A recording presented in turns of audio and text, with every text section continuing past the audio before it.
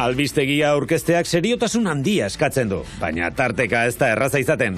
Gaurko rankinean, albistegietako aurkezleak barreari eutsi ezinik. 3. postuan, Amatiño.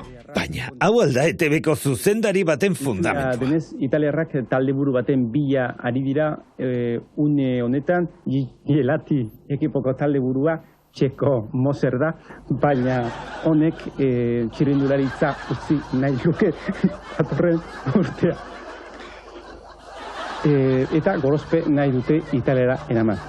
2. tokian, Xabier Euskitze eta Maribel Aizarna. Hau ez da albistegi bat aurkezteko kuxidadea. Ez dut uste Carlos Sainzek parregu handirik izango duenik ez da. Azken egunean, utxe egin dio munduko rally txapelketak, hortxe bertan eskuan zeukala, ez da? Aurreko egunetan Didier Oriolek izan du sorte txarra. Eta gaur Madrildarrari tokatu zaio. Oriol da beraz munduko txapeldon. Azken etaparen 2. zati kronometratuan pistatik irten da eta antxe bukatu da bere ametsa. Une hori ederki jaso du autobarruan zeramaten kanbarak.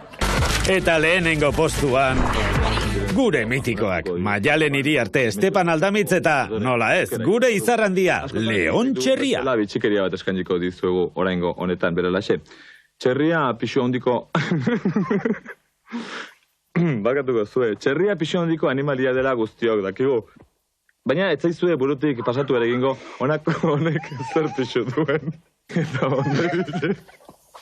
Txerriak Leon du izena eta 5 urte ditu. Gaur azkeneko albisteak gaueko 12 izango dituzue.